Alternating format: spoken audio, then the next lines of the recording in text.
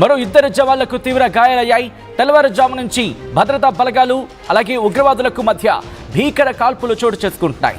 2 కీలక ఉగ్రవాదులని లేపేసింది మన భారత ఆర్మీ. ఉగ్రవాదుల కోసం ఆర్మీ వేట కొనసాగుతోంది.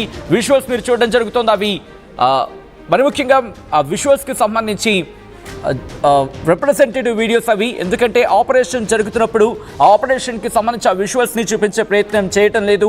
ఎందుకంటే ఏ కోసానైనా వాళ్ళకి ఆ విజువల్స్ ఉపయోగపడే అవకాశం ఉంటుంది కాబట్టి ఇవి జస్ట్ రిప్రజెంటేటివ్ వీడియోస్ మాత్రమే. ఆ ఫుటేజ్ మీరు చూస్తున్నారు, అవి రిప్రజెంటేటివ్ వీడియోస్ మాత్రమే. అక్కడ ఎటువంటి పరిస్థితులు ఉన్నాయి, అక్కడ ఎటువంటి పరిస్థితులు ఉంటూ ఉంటాయి, వీటికి సంబంధించి ఆ విజువల్స్ మాత్రం చూపించడం జరుగుతోంది. ఆపరేషన్కి సంబంధించి మాత్రం కంటిన్యూ అవుతోంది. ఉదయం నుంచి కూడా ఆపరేషన్ కంటిన్యూ అవుతూనే ఉంది. మార్నింగ్ నుంచి అక్కడ పరిస్థితులు ఏ విధంగా ఉన్నాయనేది ఎప్పటికప్పుడు అప్డేట్ చేసే ప్రయత్నం చేస్తుంది ఆర్టీవీ.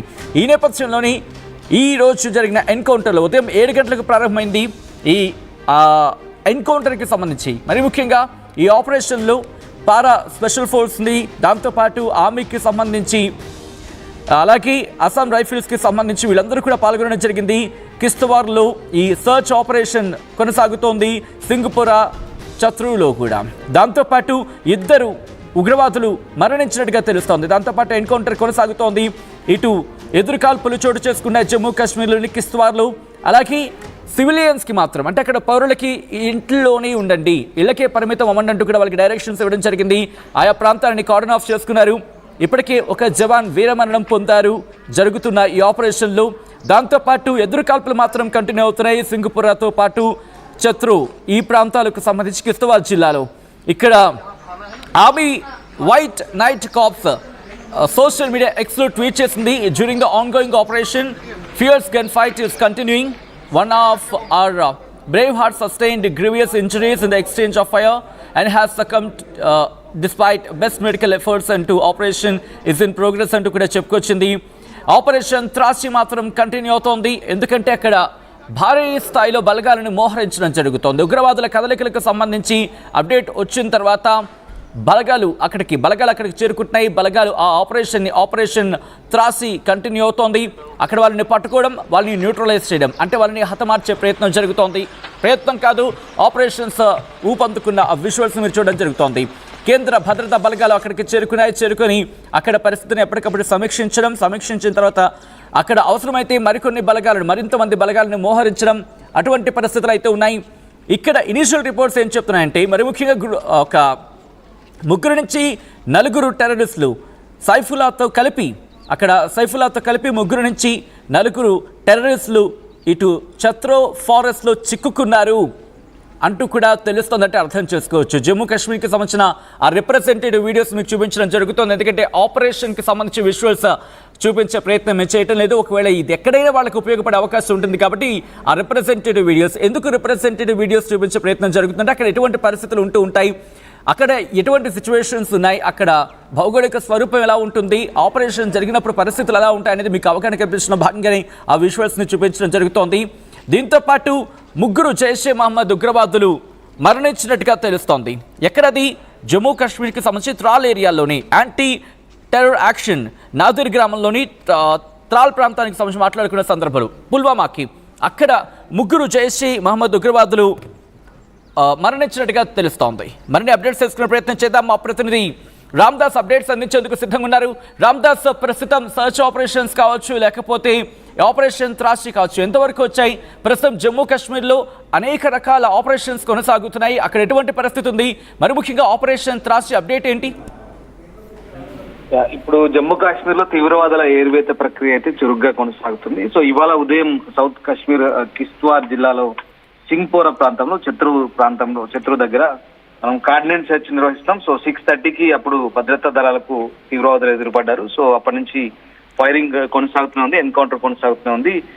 ప్రస్తుతానికైతే మనం 2 టెర్రరిస్టుల్ని ఎలిమినేట్ చేసాము జైషే మహమ్మద్ సంబంధించి. సో ఒక్క సైనికుడు వీరమరణం పొందినట్టుగా చెప్తున్నారు. సైనికుడు మరణించాడు. ఈ ప్రాంతంలో ఉగ్రవాదులు ఉన్నారని పక్కా ఇంటెలిజెన్స్ ఇన్పుట్స్ తో మనం అక్కడికి వెళ్ళాం. సో ఈ మేరకు ఆపరేషన్ ఒక్కసారి అందరికీ గుర్తు చేసే ప్రయత్నం చేద్దాం. మన జవాన్ వీరమరణం పొందారు కాబట్టి ఒక్కసారి మనం నివాళులు అర్పించే ప్రయత్నం చేద్దాం. మీరు, నేను, మొత్తం మనమంతా కూడా. ఎందుకంటే మన కోసం అక్కడ సరిహద్దుల్లో కావచ్చు, లేకపోతే భద్రతా బలగాలలో భాగమై ఆ టెర్రరిస్టులతో పోరాడే క్రమంలో వీరమరణం పొందారు కాబట్టి ఆ మరణించిన వీర జవాన్కి ఆర్టీవీ నివాళులర్పిస్తోంది.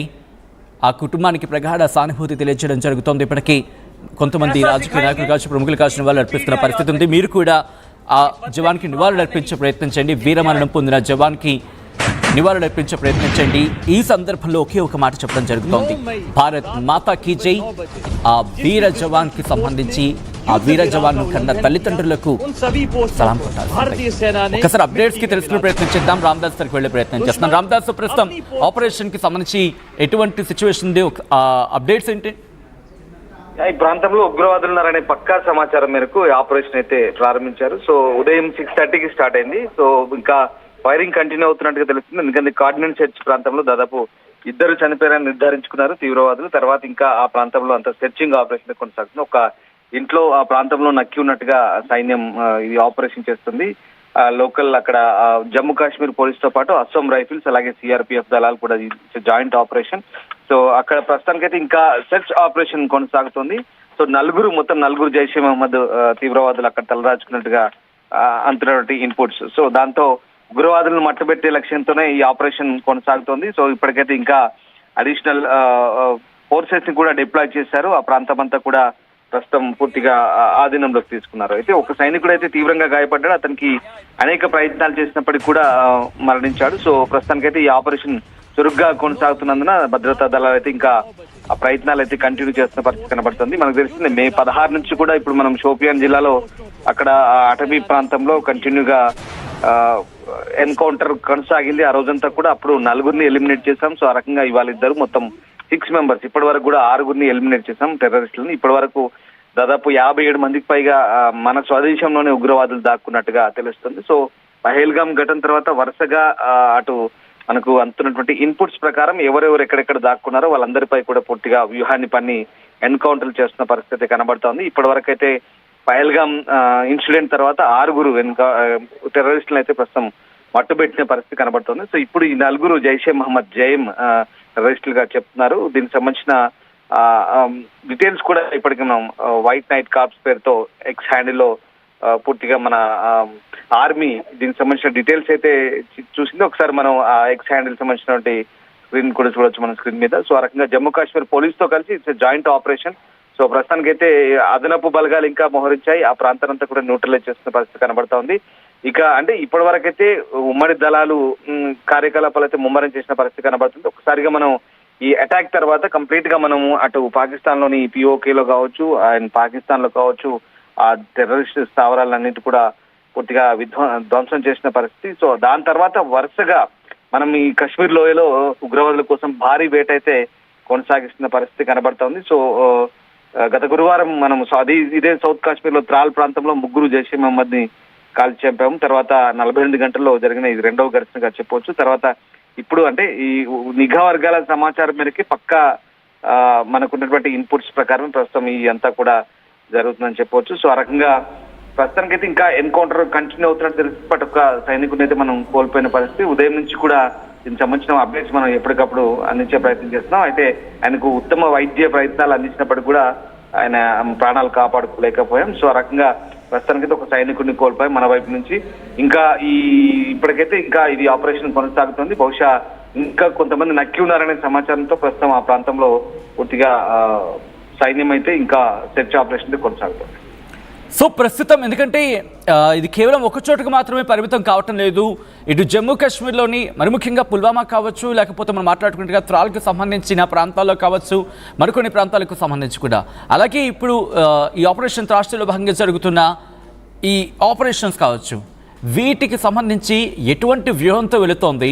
ఎందుకంటే ఉగ్రవాదులు దాగి ఉన్నారనే సమాచారంతో అక్కడికి వెళుతున్న సందర్భంలో ఎదురుకాల్పులు చోటు చేసుకున్న పరిస్థితి అయితే మాత్రం అక్కడ కనిపిస్తోంది. సో ఈ నేపథ్యంలో ఇటు ఆర్మీ ఎటువంటి వ్యూహంతో వెళుతోంది రామ్దాస్?